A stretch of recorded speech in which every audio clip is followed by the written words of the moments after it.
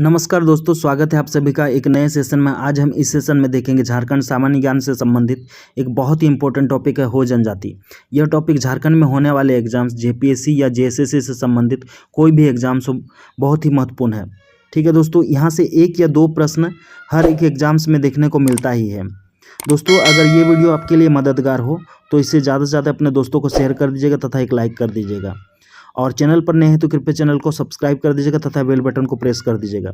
आज हम इस सेशन में देखेंगे हो जनजाति से संबंधित प्रमुख बिंदुओं को देखेंगे जो एग्जाम के पॉइंट ऑफ व्यू से बहुत ही महत्वपूर्ण है। ठीक है दोस्तों, देखिए ये है सारे पॉइंट्स। आप इसका नोट्स बनाना चाहते हैं तो इसको स्क्रीनशॉट लेके आप नोट बना लीजिएगा, बहुत ही इंपॉर्टेंट है दोस्तों। ठीक है, डायरेक्ट यहाँ से प्रश्न देखने को मिलता ही है हर एक एग्जाम्स में। ठीक है, झारखंड के एग्जाम्स में देखिए हो जनजाति, जनसंख्या की दृष्टि से झारखंड की चौथी सबसे बड़ी जनजाति हो जनजाति है। जनसंख्या की दृष्टि से चौथी सबसे बड़ी जनजाति हो जनजाति है झारखंड की। प्रजातीय दृष्टि से हो जनजाति प्रोटो एस्ट्रोलॉइड की श्रेणी में रखा गया है। प्रजातीय दृष्टि से हो जनजाति को प्रोटो एस्ट्रोलॉइड की श्रेणी में रखा गया है, याद रखिएगा दोस्तों। ठीक है, यहाँ से डायरेक्ट प्रश्न बनते हैं। ठीक है, पूछा जाएगा कि प्रजातीय दृष्टि से हो जनजाति को किस श्रेणी में रखा गया है, तो प्रोटो एस्ट्रोलॉइड श्रेणी में रखा गया है। अगला है कोल्हान हो जनजाति का संकुल क्षेत्र है। कोल्हान क्षेत्र जो है हो जनजाति का संकुल क्षेत्र है। आप जानते हैं कि झारखंड को 5 प्रमंडलों से मिलकर बना है झारखंड, जिसमें से कोल्हान प्रमंडल है। उसमें कोल्हान प्रमंडल बना है 3 जिलों से मिलकर, पूर्वी सिंहभूम, पश्चिमी सिंहभूम और सरायकेला खरसावां। तो कोल्हान क्षेत्र में हो जनजाति का सबसे ज़्यादा विस्तार यानी सबसे ज़्यादा पाया जाता है। ठीक है, अगला है हो जनजाति के लोग हो भाषा बोलते हैं। हो जनजाति के लोग हो भाषा बोलते हैं। नेक्स्ट पॉइंट से हो जनजाति के ग्राम पंचायत की बैठक अखड़ा में होती है। ये कॉमन है दोस्तों, ये पॉइंट्स हो जनजाति के ग्राम पंचायत की बैठक अखड़ा में होती है। अगला पॉइंट से हो जनजाति के लोग अखड़ा को इष्टे तुरटूत कहते हैं। बहुत इंपॉर्टेंट पॉइंट्स है दोस्तों। हो जनजाति के लोग अखड़ा को इष्टे तुरटूत कहते हैं। पूछा जाएगा कि हो जनजाति के लोग अखड़ा को किस नाम से जाना जाता है। हो जनजाति के अखड़ा को इष्टे तुरटूत के नाम से जाना जाता है। अगला पॉइंट्स देखिए, बहुत ही इंपॉर्टेंट से मानकी मुंडा प्रशासन। मानकी मुंडा प्रशासन हो जनजाति की पारंपरिक जातीय शासन प्रणाली है। मानकी मुंडा प्रशासन हो जनजाति की पारंपरिक जातीय शासन प्रणाली है। नेक्स्ट पॉइंट से हो जनजाति के ग्राम पंचायत को पीड़ के नाम से जाना जाता है। हो जनजाति के ग्राम पंचायत को पीड़ के नाम से जाना जाता है। कोल्हान में गाँव को 26 पीड़ में बांटा गया है। कोल्हान क्षेत्र को के गांव जो है वो 26 पीड़ों में बांटा गया है। नेक्स्ट पॉइंट से पीड़ का प्रधान मानकी होता है। बहुत इंपॉर्टेंट पॉइंट है, पीड़ का प्रधान मानकी होता है। अगला पॉइंट से हो गांव का प्रधान मुंडा होता है। हो गांव का प्रधान मुंडा होता है। नेक्स्ट, मुंडा का सहायक डाकुआ कहलाता है। मुंडा का सहायक डाकुआ कहलाता है। दोस्तों, ये जो पॉइंट्स है इससे हर एक एग्जाम्स में एक या दो प्रश्न देखने को मिलता ही है। इसीलिए दोस्तों नेक्स्ट जो वीडियो में लाऊंगा वो हो जनजाति से संबंधित ऑब्जेक्टिव प्रश्न मैं आप लोगों को करवाऊंगा। ठीक है दोस्तों, नेक्स्ट सेशन में हम लोग ऑब्जेक्टिव प्रश्न से संबंधित करेंगे हो जनजाति का। नेक्स्ट पॉइंट्स है देखिए, हो जनजाति की जीविका का मुख्य साधन खेती है। हो जनजाति की जीविका का मुख्य साधन खेती है। नेक्स्ट है हो जनजाति के भूमि की श्रेणियाँ 3 श्रेणियों में बांटा गया है, बेड़ो, बादी और गोड़ा। ठीक है, ये 3 श्रेणियों में बांटा गया, बेड़ो, बादिया और गोड़ा। हो जनजाति के भूमि को 3 श्रेणियों में बांटा गया है। नेक्स्ट है हो जनजाति की मुख्य फसल धान है। हो जनजाति के मुख्य फसल धान है। अगला है इली, हो जनजाति का प्रिय पवित्र पेय है। ठीक है, इली एक प्रकार का प्रिय पवित्र पेय पदार्थ है। ठीक है, जो हो जनजाति का एक बहुत ही पवित्र है, जो देवताओं को चढ़ाते हैं। ठीक है, इली, ये याद रखिए, इससे भी प्रश्न पूछे जाते हैं। हो परिवार पितृसत्तात्मक एवं पितृवंशीय होता है। हो परिवार क्या है? पितृसत्तात्मक एवं पितृवंशीय होता है। नेक्स्ट पॉइंट से हो परिवार का पिता परिवार का मुखिया व कर्ता धर्ता होता है। हो परिवार का पिता ही परिवार का मुखिया व कर्ता धर्ता होता है। नेक्स्ट पॉइंट्स, हो परिवार का गिनती चूल्हों की संख्या से होती है। हो परिवार की गिनती जो है चूल्हों की संख्या से होती है। हो जनजाति में महिलाओं को हल व तीर धनुष चलाना व छूना एवं वाद्य यंत्रों को स्पर्श करना निषेध है।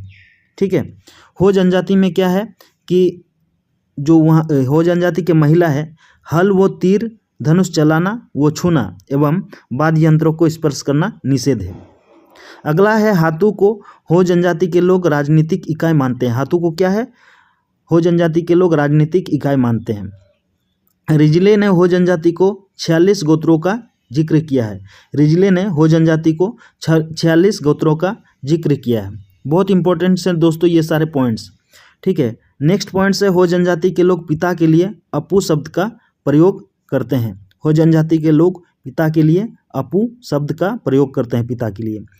दोस्तों ये सारे पॉइंट्स बहुत ही इंपॉर्टेंट है दोस्तों। ये सेशन आपके लिए मददगार हो तो ज़्यादा से ज़्यादा अपने दोस्तों को शेयर कर दीजिएगा और एक लाइक कर दीजिएगा, तथा चैनल पर नए हैं तो कृपया चैनल को सब्सक्राइब कर दीजिएगा तथा बेल बटन को प्रेस कर दीजिएगा। ठीक है दोस्तों, नेक्स्ट पॉइंट्स देखिए। हो जनजाति में विवाह का सर्वाधिक प्रचलित रूप आंधी विवाह है। हो जनजाति में विवाह का सर्वाधिक प्रचलित रूप आंधी विवाह है। गिर जनजातियों के साथ विवाह को दीकू आंधी विवाह कहा जाता है। गिर जनजातियों के साथ विवाह को हो जनजाति क्या कहते हैं? दीकू आंधी विवाह के नाम से जाना जाता है।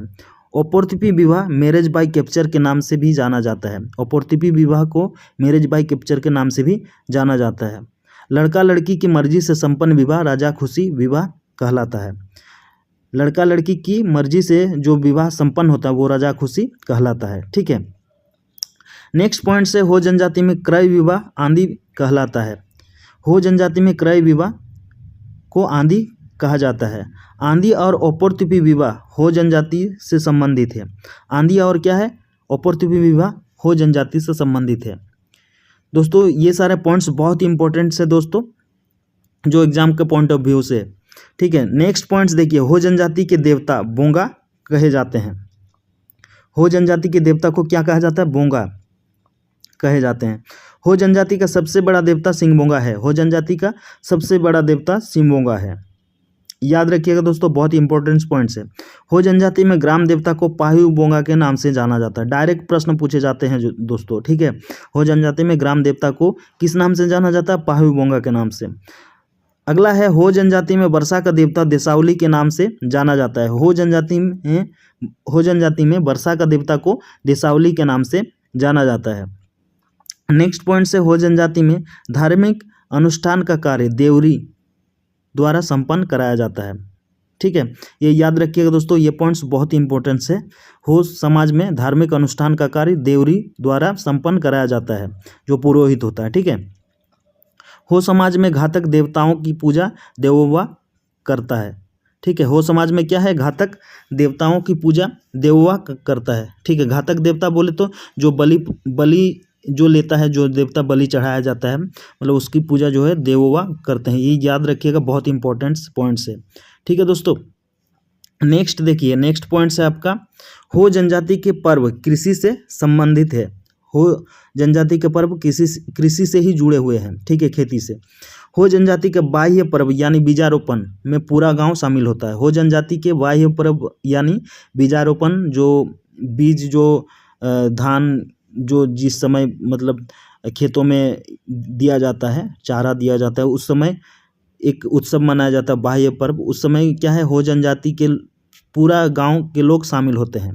ठीक है, अगला पॉइंट से हो जनजाति में जोमनामा नए खाने यानी अन्न खाने से संबंधित है।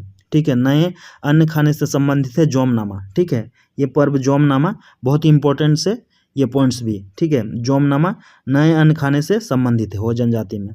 हो जनजाति के घरों के किनारे पर निर्मित पूर्वजों की पूजा स्थल आंधिंग कहलाता है। हो जनजाति के घरों के किनारे पर निर्मित पूर्वजों के पूजा स्थल यानी पूर्वजों का जो पूजा स्थल है वो आंधिंग कहलाता है।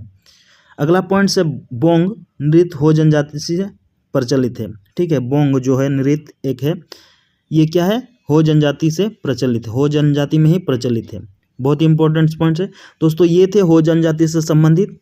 ठीक है, ये सेशन बहुत ही छोटा सेशन है दोस्तों, आप इसे याद रखिएगा, पर बहुत ही महत्वपूर्ण है दोस्तों। अगर ये सेशन आपके लिए मददगार हो तो कृपया इसे ज़्यादा से ज़्यादा अपने दोस्तों को शेयर कर दीजिएगा और एक लाइक कर दीजिएगा, और चैनल पर नए हैं तो कृपया चैनल को सब्सक्राइब कर दीजिएगा। ठीक है दोस्तों, आज के सेशन को मैं यहीं पे समाप्त करता हूं। तब तक के लिए आप खुश रहिए, मस्त रहिए और जल्दी से सफल होइए तथा ज़िंदगी को एंजॉय कीजिए। आगे मैं इसी टॉपिक का मैं ऑब्जेक्टिव प्रश्न आपके समक्ष लाऊंगा। ठीक है दोस्तों, ओके, जय हिंद, वंदे मातरम।